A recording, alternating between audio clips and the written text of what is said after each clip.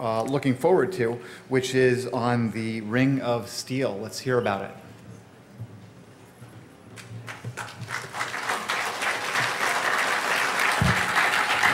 Thanks very much. I'll start with a presentation of our ongoing research in this terrain, and then John Young will join us for an open discussion later on.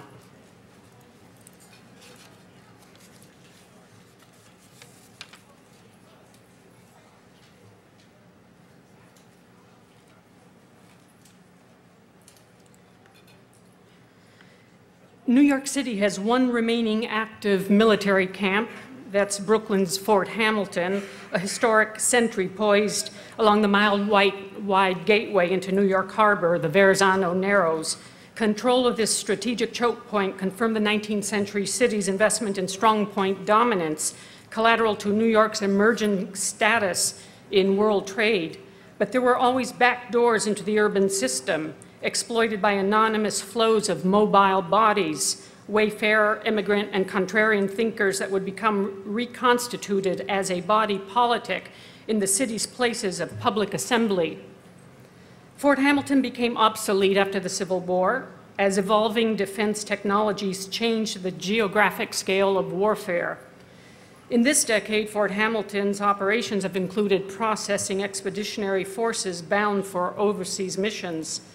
Today, in the polyglot waterfront neighborhoods that have historically surrounded Fort Hamilton, local police reconstruct the choke point through militarized technologies for local command, control, communications, computers, intelligence, surveillance, and reconnaissance. The U.S. Army Center of Military History runs the Harbor Defense Museum located in Fort Hamilton's granite caponnier, a freestanding bastion inside the Vauban-style fort completed in 1831. The military museum's Hobbesian scripts and Triumphalis Militaria articulate theories of national power as they celebrate the defense of metropolitan harbor and city. Museum scripts confirm the choke point as the privileged strong point within the system of enclosures that shaped the historic conception of the ordered city. In that venerable schema, urban order originated in acts of inclusion and exclusion which distinguished the city's inside and its sovereign subjects from its outside, the realm of the outlaw. Disciplinary enclosure was the sovereign act that delimited urban order from ex-urban chaos. The sovereign himself rarely approached his domain through the back doors of the system. The Harbor Defense Museum's information warfare was breached on 9/11 and the choke point exploited when United Airlines Flight 175 overflew the Narrows on its way to crashing into the World Trade Center's South Tower. The rupture ushered in a new security geography for metropolitan police, new introductory architectures for choke points, checkpoints, watchtowers, and watch lists imposed sovereign discipline on expanding scales of the fluid harbor city. The New York Police Department's One Police Plaza security plan and its Lower Manhattan Security Initiative, dubbed Rings of Steel by the obliging media, are nested infrastructures whose processes enforce the choke point sovereign act, distinguishing between sovereign, subject, and outlaw. Ring of Steel sensing and reporting armatures are distributed south of Canal Street in Lower Manhattan's critical landscapes of courthouses, high finance, and legacy telecom hubs. The security apparatus aspires to the invisibility, ubiquity, and permanence of ordinary black-boxed infrastructure, normalized as an uncontested given in multi-layered urban terrain. Ours is being called the urban century. Over 50% of the world's population now live in cities. 75% will live in cities by 2050. Urbanization is becoming globally integrated. New York City is classified as a global city, along with London, Paris, Tokyo, and other dominant hubs within globalized capitalism, where material circuits cycle across scales from local to regional to national and beyond transnational. Global urban integration is being built on complex infrastructures and multi-scale flows and mobility systems, vast technological circuits and processes that sustain urban metabolisms down to the individual body. The security city tracks malign flows that might introduce risk into the global system by exploiting backdoors and trapdoors of critical infrastructures. Geographer Steve Graham has traced the profound consequences of disruptions to interconnected, mutually dependent infrastructure systems, whether caused by state or non-state political violence or simply technical failure that is always imminent in large technosystems. We've seen cascading infrastructures failures take down complex, mutually dependent assemblages, a non-linear cascading disruption of digital controls, power grids, transport networks, global financial systems, global telephony. John Young and I are brick and mortar architects in this city where very old legacy systems are being interleaved with these new infrastructural technologies. It is a city of powerful symbols and discourses as well as materialities and of avid symbolic production in realms of culture, ideas, information, and theater. Cryptome was founded in 1996 as a bottom-up repository of documents in a city of magnificent top-down libraries. Cryptome has been constructed as a transparent public project, a civic project, focused on emerging technologies, emerging politics of information, and their inchoate backdoors. The Ring of Steel's choke-pointing infrastructure hardened the city through an assemblage of street closures, manned checkpoint booths, hydraulically operated delta barriers, sally ports, jersey barriers, license plate readers, bollards, reinforced planters, surveillance cameras, and explosive trace detection devices. This urban hardware continually funnels choke-pointing, sensing, and reporting data to sovereign command and control databases of the NYPD Domain Awareness System, a network counterterrorism tool invested in omniscient ideals of the technological sublime. The police inform us that the Domain Awareness System, quote, facilitates the observation of pre-operational activity by terrorist organizations and their agents. Sanctioned by putative states of emergency, the Domain Awareness System produces the city's pre-operational data double. This model of the risky public domain is mobilized through hypervigilance, risk profiling, the watch list. In this urban model, the state of emergency's doctrines of preemption reclassify the public domain as threatscape, a pre-operational zone requiring continual aggressive inspection. The pre-operational threatscape consolidates the police department's definition of the public domain as a place where, quote, no legally protected reasonable expectation of privacy exists, end quote. The Domain Awareness System confirms the Ring of Steel's enforcement of the threatscape as the ultimate sovereign exclusion. No legally protected reasonable expectation of privacy exists in spaces where bodies politic assemble to perform transparent choreographies of public democracy. The Ring of Steel is dedicated to the new utopia of an anonymity-free city where each sovereign subject is identified and every outlaw tracked in perpetuity. The Domain Awareness System may or may not make allowances for the urban system's backdoors and trapdoors. The spectacular disruptions of 9/11 introduced a strident political theater of critical infrastructure protection, focused on infrastructures that serve large technosystems within the global corporate economy. Security theater has emerged as a dominant pageant in the global city. Ritualized security performances that dramatize states of heightened alert co-opt public space as their stage, at the same time as they censure choreographies of public assembly. The NYPD Hercules teams, special forces type heavily armed units bearing armor-plated vests and 9mm submachine guns, regularly swarm the city in a pantomime of mobile militarized power. Only the NYPD's famously extra big bellies betray the contours of a decidedly not special forces physique. Let's call them special forces on donuts. Philosophical partners to the Hercules teams are the roving stop and frisk squads that strip anonymity from youth and adults who assemble in the public domain where no legally protected reasonable expectation of privacy exists. Of 700,000 stopped last year, 87% were Black and Latino.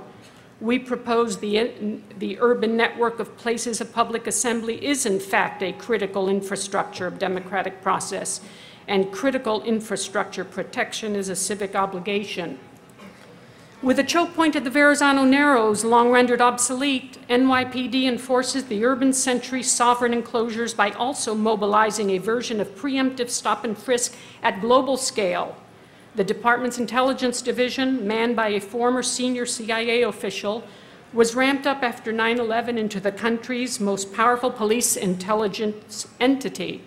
Now the Ring of Steel's offshore perimeter is patrolled by officers of the International Liaison Program who are embedded in police counterterror departments of overseas host cities, Montreal, Toronto, Santo Domingo, London, Paris, Lyon, Madrid, Tel Aviv, Amman, Abu Dhabi, Singapore. The International Liaison Program, whose budget is unknown, lies beyond the reach of any oversight. It is funded by private donations to the private New York City Police Foundation, which also funds the NYPD Counterterrorism Operations Center. The International Liaison Program operates outside the authority of U.S. officials abroad, whether the U.S. ambassador or CIA station chief. Nor do the Director of National Intelligence or the Department of Homeland Security have any jurisdiction over the NYPD program. The police department insists it will police itself, pointing out that national intelligence and national defense failed to protect the city on 9/11. The global city's municipal processes continue to bypass the national scale. The very locution domain awareness system echoes military nomenclature like the Department of Defense's concept of full spectrum dominance. These rhetorical flourishes reflect the effort to get on top of the global information environment, just as they reflect the increasing militarization of policing worldwide in discourse, practice, hardware, and software. The scale and technologies of global policing the domain awareness system is faced with the operational and interoperability challenges of militarized C4ISR architectural frameworks for command, control, computers, communications, intelligence, surveillance, and reconnaissance. The scales and technologies of global policing are collapsing into the finer granularities of our local places. Doctrines of preemption are checkpoints that engage risk profiling and anticipatory surveillance for continual classification of risky versus safe local spaces and risky versus safe local mobilities that flow through immigrant places of public assembly. As in the case of legacy cryptography, linguistic codes are treated as munitions in a hardened sanctuary city. NYPD's famous linguists are skilled in over 60 languages, including Arabic, Pashto, Urdu, and Kurdish. Linguists are recruited from diasporic neighborhoods where risky mobilities are thought to predominate. Lost in translation, police linguists obligingly target their own immigrant communities. The spectacular demolitions of 9/11 provoked a politicized culture of fear that fetishizes states of emergency and mass spectacles. Preemptive security theater anticipates cascading disaster and apocalyptic collapse. However, existential threat is assigned to some calamities but not to others. For instance, public safety is invoked urgently, but public health remains at risk. There is little concern about destruction to communities that is the collateral damage of the prison industry's mass epidemic of incarceration, described as a public health catastrophe by public health scholar Ernest Drucker in his recent book, A Plague of Prisons. In the politicized narratives of security theater, morbidity is a relative existential crisis. Subscribers to premium services are always granted existential priority. The historic choke point is superseded by watchtower-like interdictory architectures that scan the waterfront's immigrant neighborhoods. 762 detainees were held on immigration charges at the Federal Metropolitan Detention Center, Brooklyn, in mass sweeps connected with the investigation of September 11 attacks. By 2003, the Department of Justice Office of Inspector General had concluded that conditions at the MDC were excessively restrictive and unduly harsh. The discipline of the choke point had been supplanted by the discipline of the chokehold. We want to shift now in scale, to scale down to local granularity, to capture a recent instance of urban intersections that offer nuance to the broader security frameworks described to this point. Our granular investigation of the city is genealogical, archaeological, as well as programmatic. Our excavation hopes to delaminate layers of a highly symbolic zone, the Lower Manhattan Civic Center, that frames the city's presumed juridical conscience. The Civic Center is also concurrently the symbolic command and control epicenter of the rings of steel. Are there inherent conflicts in this programmatic duality? In this global century, our excavation of the Civic Center reminds us of the historic continuities that inform places of urban change and transformation, and also reminds us of the need to continually renew urban strategies to support a robust public domain. The body politic, as a public assembly, continually reconstitutes the public domain of the city.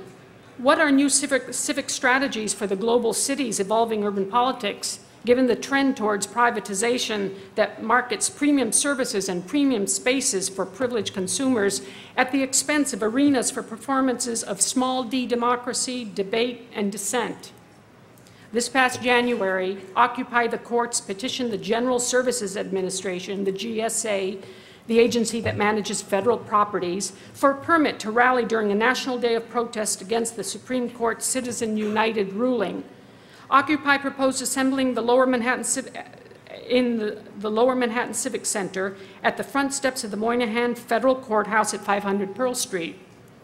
When GSA denied the requested permit, Occupy made an emergency appeal to the federal courts. Transcripts of those proceedings are available on Cryptome. Occupy plaintiffs put forward a fairly simple urban proposition that went to the heart of the idea of civic assembly as a robust manifestation of the public domain. Quote, because of the nature of this protest, it's very important that a group of people be allowed to gather outside the courthouse.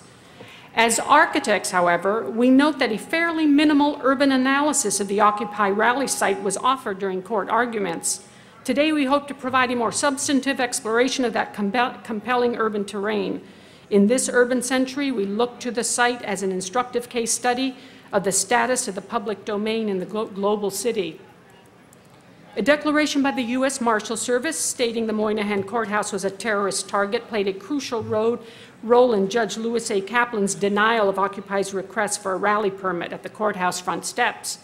Judge Kaplan also concluded the area in front of the main entrance of Moynihan could not legally be considered a public forum. In concluding the site should be classified as a terrorist target rather than a public forum, the court censured the public domain, giving precedence to the targeting list of a non-state military, endowing that targeting list with the authority of a rogue urban master planning document. This capitulation by Civic Center authorities, this instance of civic erasure of the public domain, was no less significant than an erasure by ballistic means.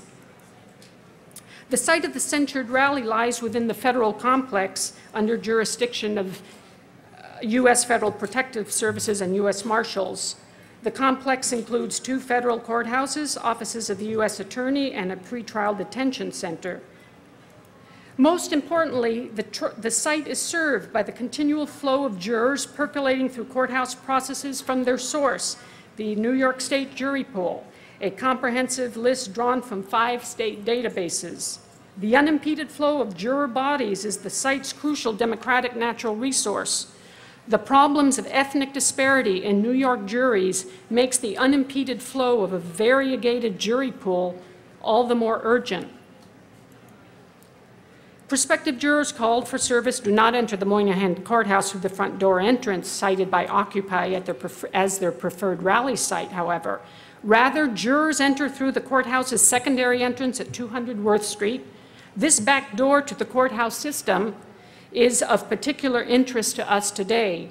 The jurors' back door introduces an urban dialectic, a contrasting politics of the city's front doors and its back doors. Interleaved jurisdictions are typical of urban complexity. The Civic Center's federal complex nests within another jurisdictional perimeter centered on police headquarters at One Police Plaza, delineated after 1999 and hardened after 9/11 as a special police security zone. This zone contains a courthouse of the New York State system, a prominent municipal structure, several residential housing complexes, a high school, a commercial data center. Because of its mixed-use urban complexity, the enclave lends itself to being studied as a paradigmatic security prototype. Embedded in this paradigmatic urban kernel are codes for a reproducible urban security typology, urban codes with serious implications for the public domain. NYPD assures that pedestrian access within the security perimeter established by the checkpoints and the Delta barriers is not restricted. We might ask whether access to a landscape circumscribed by checkpoints and Delta barriers can ever be characterized as not restricted. This question has particular urgency given the ideal of a variegated jury pool's unencumbered flow through an impartial civic environment, where blindfolded justice and her scales risk being challenged by the allegory of the chokehold. In January 2012, Occupy the Courts had ventured into the Ring of Steel's putative command and control core. This kernel was more than the Rust Belt street apparatus of manned checkpoint booths, hydraulically operated Delta barriers, and reinforced planters. New technologies are the critical underpinnings of the domain awareness system, as has been touted in the past year with a fanfare surrounding completion of the new Joint Operations Command Center adjacent to police headquarters. The JOC is described as a 24/7 centralized, fully integrated command and control facility that provides oversight of critical emergency functions.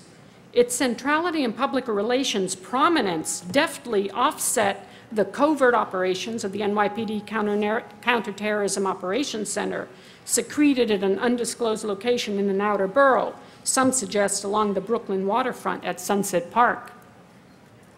The RFP issued to construction management firms bidding on the Joint Operations Center project describes general architectural requirements culminating in a double-height emergency operations command floor. Sensitive technologies that support the domain awareness system are only alluded to in this document, however. If the police security zone can be thought of as a prototype urban security kernel whose codes may be reproduced and scaled up into a new urban security typology with grave consequences for the public domain and places of public assembly, it is of interest to note the JOC is not the security zone's only data hub. Close relations between law enforcement and private data farms are unfolding at the former Verizon telephone building, 140 yards south of police headquarters, being converted by the Civic Corp of Seattle into the Intergate Manhattan Data Center. The Verizon building is one of Lower Manhattan's 5 or so legacy telephone switching hubs, of which 3 have purportedly, in part or fully, been converted into data hubs. These hubs lie at the core of the vast telecom infrastructure that sustains New York City's status as a global city within the global system. Civic Corp is not concerned by the Verizon building's adjacency to NYPD command and control node 140 yards away. Rather than assuring clients that adequate firewalls separate police systems from the center's own data troves, Civic's marketing pitch mobilizes critical infrastructure protection narratives and promises special access to premium security service to be rendered, in part, it is intimated, by law enforcement. Clients are ensured that the new facility is, quote, secured within the boundaries of one police plaza, guarded by NYPD and Homeland Security personnel. This is an eye-opening pitch. It is not clear whether any of Civic's supposedly unrivaled $50 million of perimeter security has been in the form of donations to the private New York City Police Foundation that funds both the International Liaison Program and the Counterterrorism Operations Center. Private investments are beyond the reach of any watchdog or oversight. With its advertised close relations to NYPD and DHS, can we doubt Civic is providing New York City's ultimate anonymity-free data center? Such relationships will be the status quo in urban security enclaves modeled on the particular prototype we're exploring today. Cybersecurity keywords that recently appeared in a DHS document exposed the sovereign's voracious ongoing search for actionable text. If Civic was nonplussed by its data center being circumscribed within the security zone, 2 1960s-era housing complexes trapped within the prototype enclave were not so sanguine.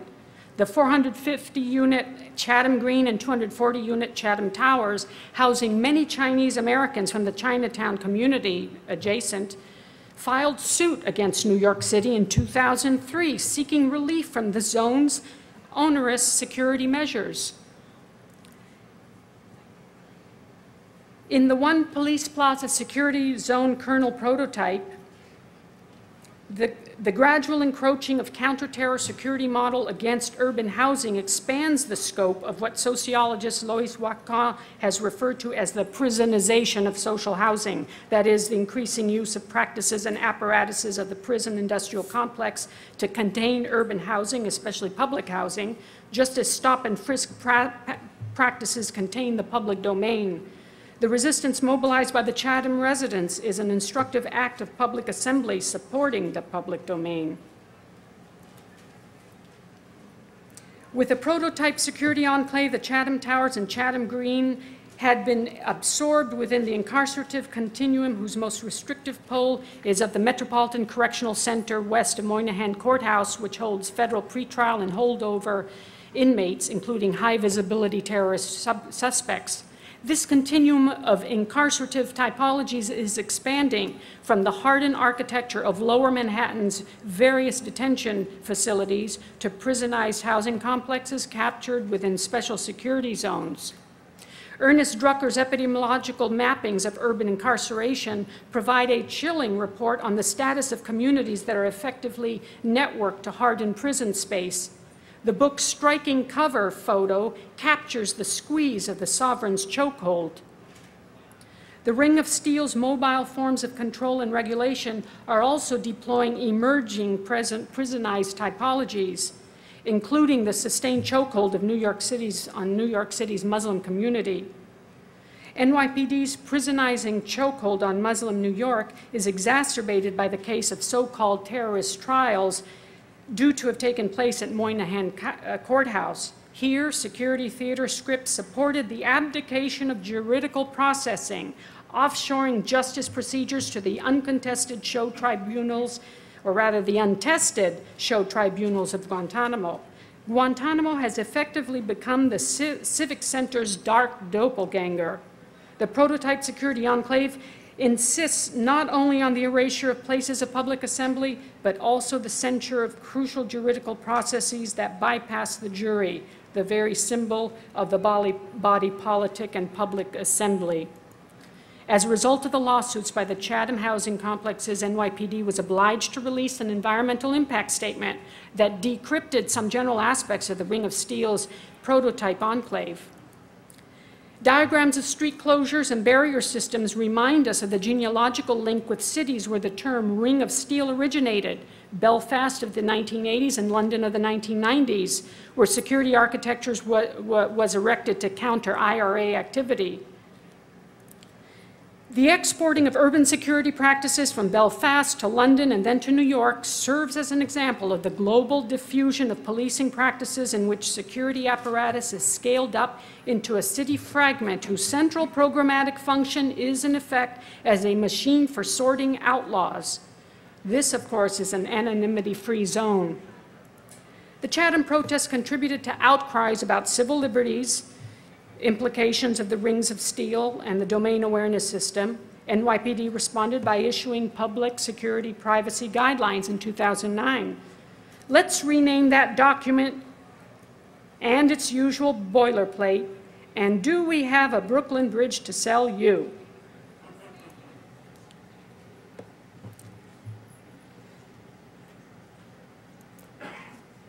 The usual stipulations of no person will be targeted or monitored solely because of actual or perceived race, political beliefs,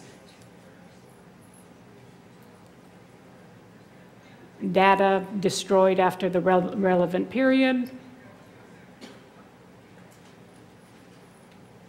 secondary use of data will be stringently controlled. Amazingly, a period of public comment was allowed for response to the public security privacy guidelines. Comments sent by snail mail were to be mailed directly to the attention of the NYPD Counterterrorism Bureau at One Police Plaza. We can speculate just what dissenting public comments the Counterterrorism Bureau may have received. We may also speculate, absent anonymity, just what was done with identities of authors whose robust dissent may have reached the Counterterrorism Bureau's snail box deep within the security zone. Doctrines of preemption invoke putative states of emergency when they demand an anonymity-free city. In this preemption scenario, each of us residents is effectively issued an a priori, a digital mugshot just waiting to be toggled to the on position.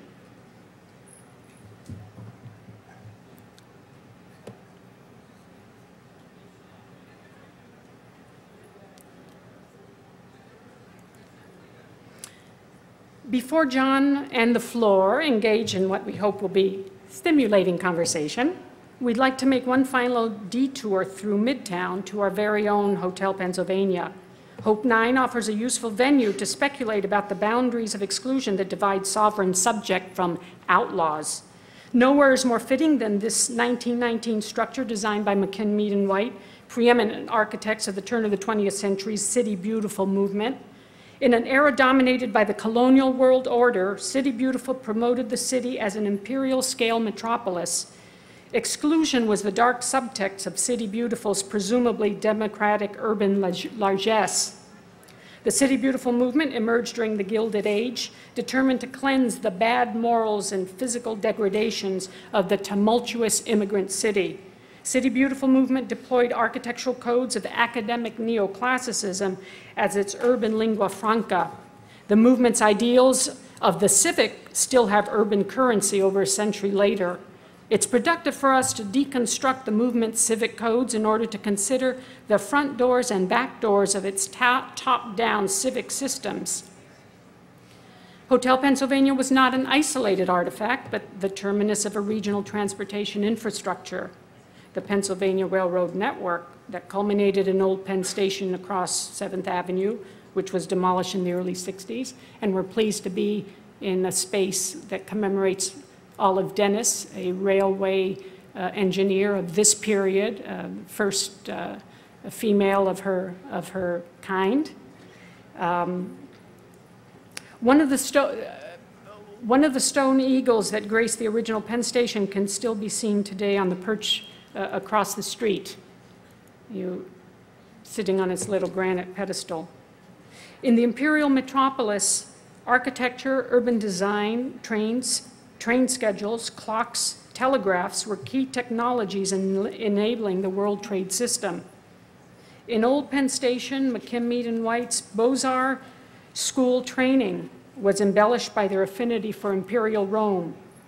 Rome's public baths, we've lost our video. Rome's public baths provided architectural reference for the station's monumental interiors.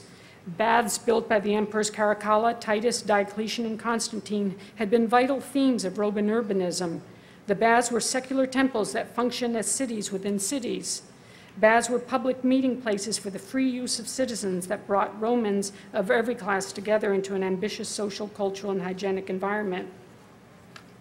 This rendering of the baths of Caracalla as they were in 2016 shows how Old Penn Station was clearly a faithful recreation of the imperial prototype. City Beautiful's promise of top-down reform was heavily invested in exclusivity and the promise of front door access through the imperial facade. Imperial rhetoric was as asymmetrical as income inequality, however. The voice of the common man should only be raised to praise the captain of industry's philanthropic largesse. For those who doubted imperial Rome's baths would be sufficient to cleanse the immigrant city's unwashed multitudes, grittier theories and practices of reform were vigorously pursued. A key reformer was immigrant philanthropist Jacob Riis, author of the influential expose, How the Other Half Lives. The power of photography taken through the back doors of the city exposed the front door asymmetries of City Beautiful's grand manner urbanism.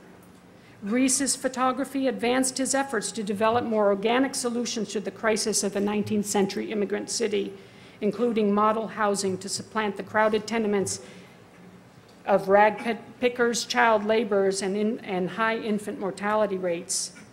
The term robber baron came into use around 1890 to describe the captains of industry who, like philanthropist Andrew Carnegie, our bearded steel baron at center, were patrons of the City Beautiful's top-down approach.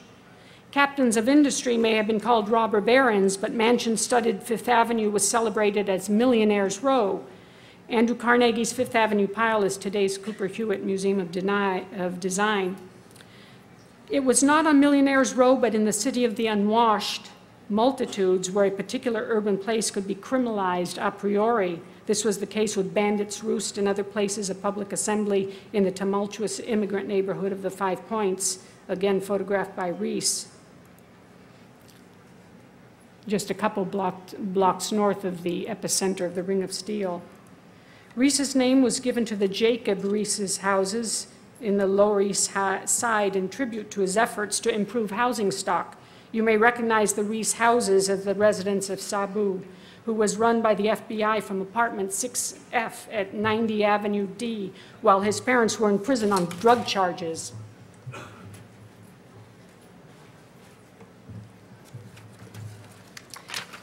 Hardly a enviable conclusion to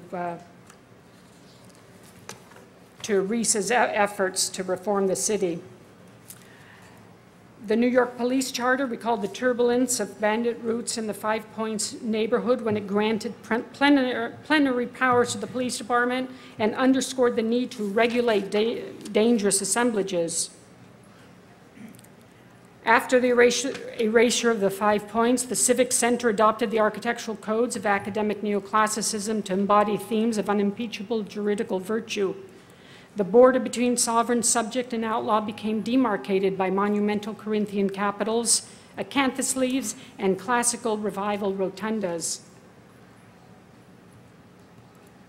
The Moynihan U.S. Courthouse was the largest in the country when it was completed in 1994.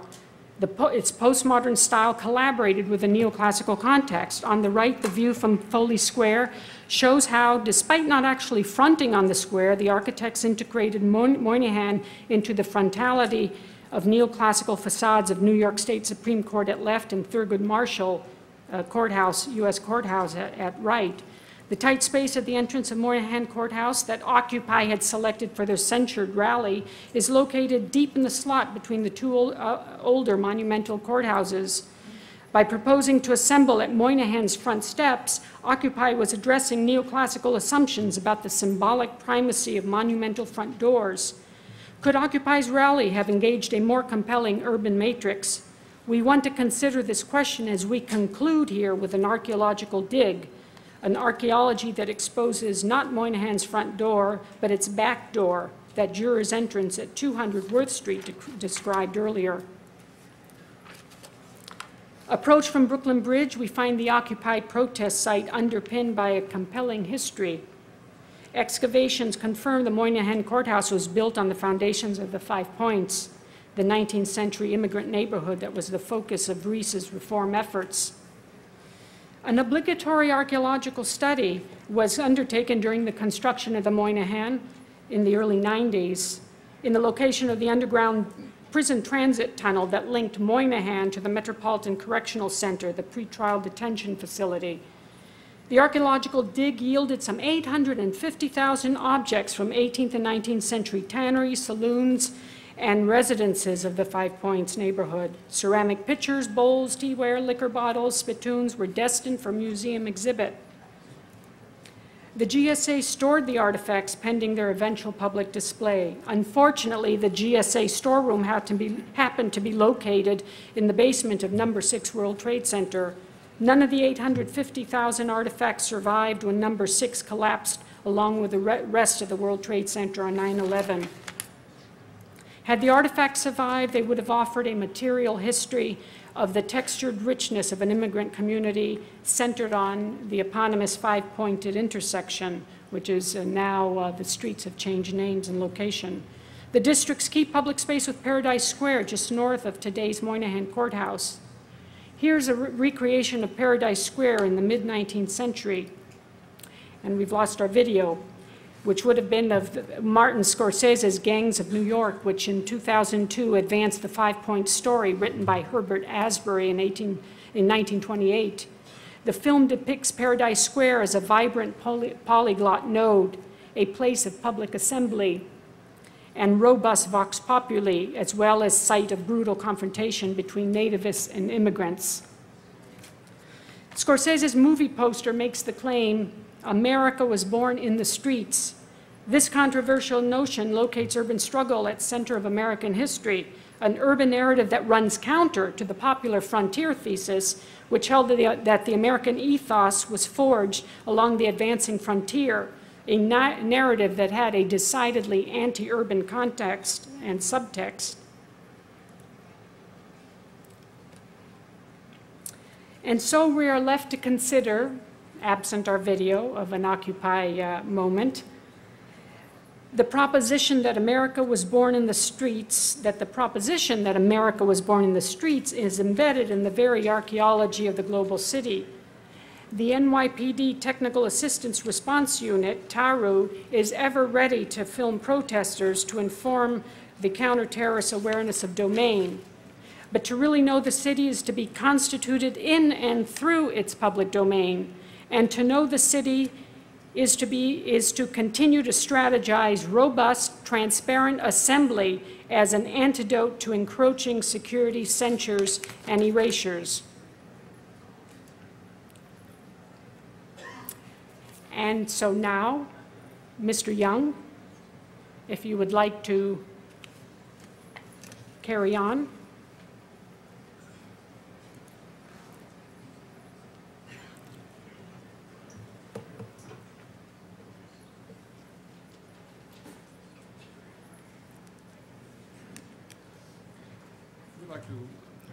How are we doing? We'd like to discuss the antidote to rings of steel that are growing around the country. Am I doing okay? And that's our ongoing research that we've been working on now for almost 15 years, which are finding antidotes to the growth of security over the populace. And this is one example of what we're working on in our website. Cryptome is a collection of documents for that. But we certainly don't think that that's the only way to go about it, that we think far better is to have public discussion and participation in this process. And that's because it's been that there's been a huge industry growth since 9/11 in restricting security studies to groups that pass classification for security, and that more and more the public is being cut out of this process. And we think that open discussion of this is what's needed to counter the business of security. And that is now the dominant industry right now, and that is getting even heavier push right now on the internet. So today we'd like to at least foster some public discussion about the topic, about where we go next. Thank you, Deborah. Questions, comments are welcome. There's a mic back there somewhere if anyone wants to ask.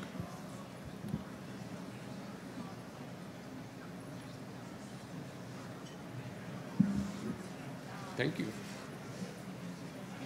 Thank you. Thank you.